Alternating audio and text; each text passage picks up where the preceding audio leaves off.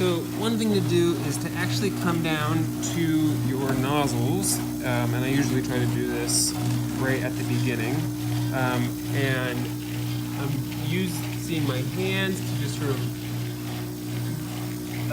move this along manually. So you can see that we want 1 seed per nozzle. And we have more than that.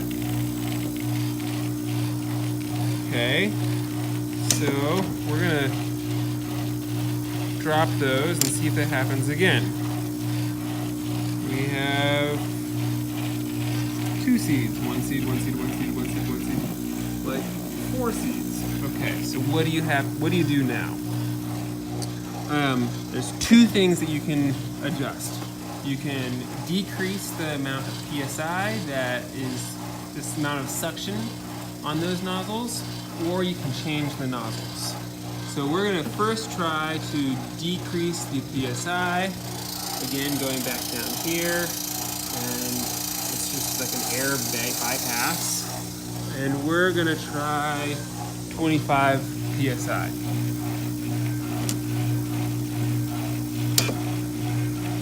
Okay, drop that and pick up again. And looks like we are just about at 1 seed per. Trying to reach over here. Yep, that's looking good. So that tells me that I do not need to change the nozzles. And I can operate this around 30 or 40 PSI. So now, let's put another tray in there. Put another tray. And it's 1, 1, 1, 1, 1. Now, I'm going to stop the conveyor. What I do is I turn that button off. I stop the conveyor. And I want to just see here. Can we focus? Yes, we have 1 seed per cell. I don't know if you can see that, but we have pretty good distribution of 1 seed per cell. This is really important to do, just to make sure that all nozzles are dropping and that you don't have any clogged tubes, which, believe it or not, does sometimes happen. All right, so there we go. Let's just review that for a second. You want to make sure that your hopper is evenly full of seed. It's not too full and it's not overflowing at the edges. You can see that we're just starting to overflow a little bit, but that's fine. There's enough seed in there for the nozzles to be able to have something to pick up on. And we've set it for 1 seed per cell. We confirmed that there's 1 seed per cell. We've confirmed that manually that the nozzles are picking up 1 seed. So now let's change this up a little bit. We are going to go to multi, and we want 3 seeds per cell. Okay, let's see what happens now. We're going to turn on our conveyor, and 1, 2, 3 moves on. 1, 2, 3. Looking good. Okay. That's great. And we're going to check this now. So I'm going to turn the conveyor off again. We're going to go down and you see 3 seeds. 1, 2, 3. 1, 2, 3. I don't know if you can see that. Let's say that we've decided that the nozzles are too big. Okay, so what happens now? I'm going to turn all of this off. off. And then I'm going to come over here. I'm going to disconnect this line. That's just a little screw right there. Pop that off. And then, I might need a tool for this. Actually, I might be able to do it. This unscrews right here.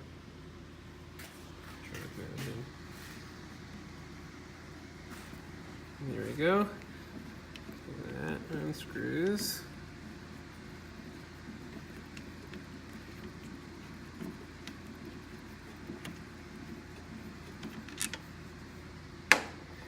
And there's another one on this side. I actually find that jiggling this. I need another arm. I'm gonna put my phone down. So I just had to put my phone down to be able to use both hands, and we've been able to detach the nozzle heads.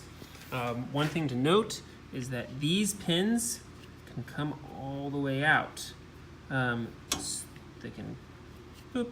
So don't turn it upside down, otherwise you're gonna end up with pins all over the floor, and that's a real pain in the ass. No, I have never done that before. Okay, there's a box of tools down here.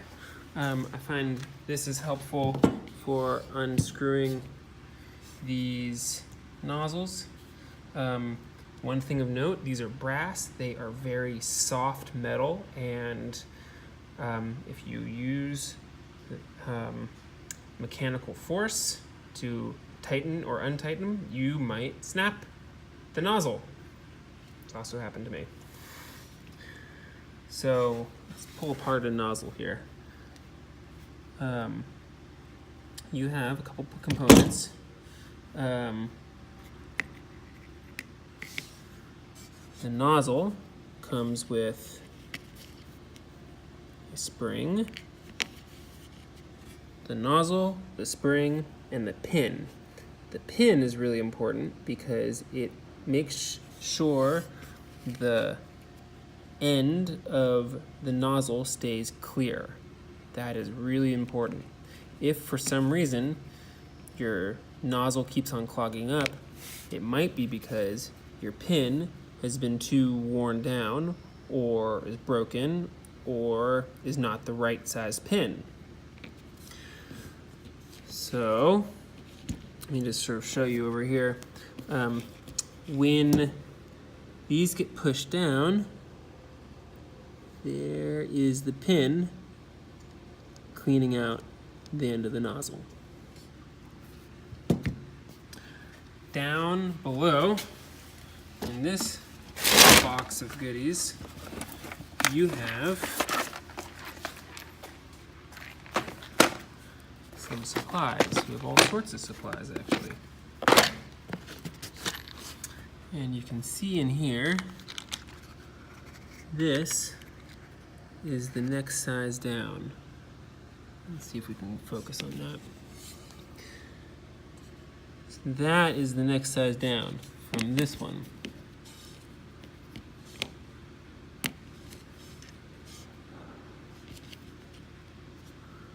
Okay. There we go. Okay. So that's your largest. That's your next largest. And then you have these rounded top ones that, I mean, you can just see it. It's a much smaller pinpoint. These are really good for onions. These and these are good for brassicas. I'd actually use the bigger one for brassicas. These are probably good for smaller seeded brassicas, or even the basil that we're using today, I think might be a good option. These are for really, really tiny seeds, and I've actually never used them. I find that the really tiny seeds are better to do with the Easy Seeder.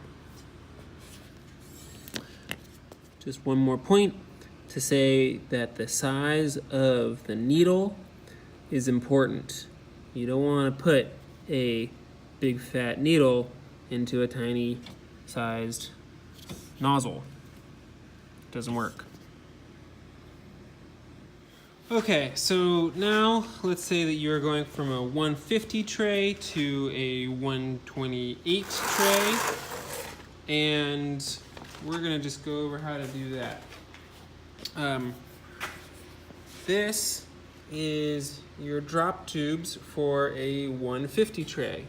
If you want to change these out, you have to take out this whole piece.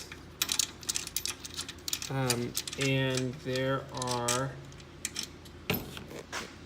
there's another bar for that bottom bar that would fit a 128 tray. You can see that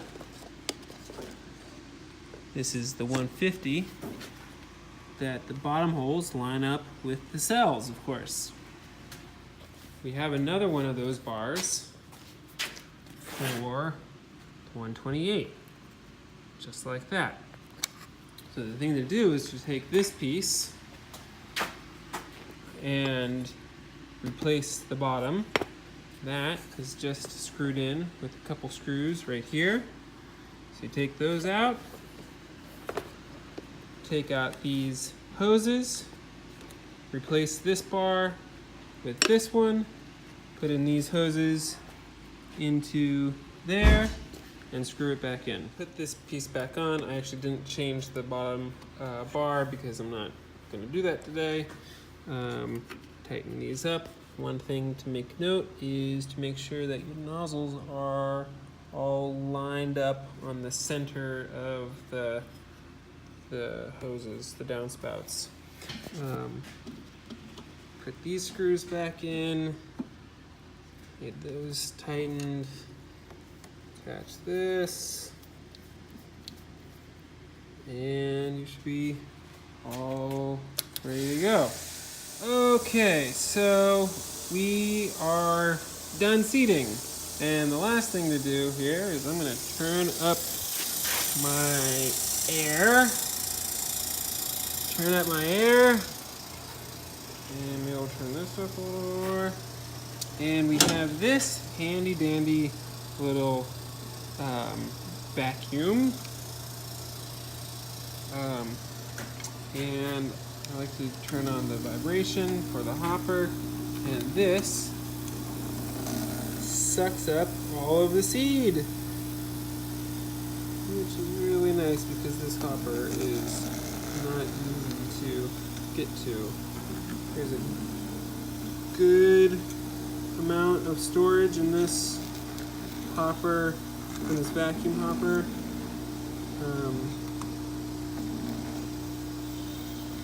We'll see if we can get them all. Look at that, nothing else is falling out. And then this top tops off, and there's your seed, and we're just going to pour that into our seed bag here.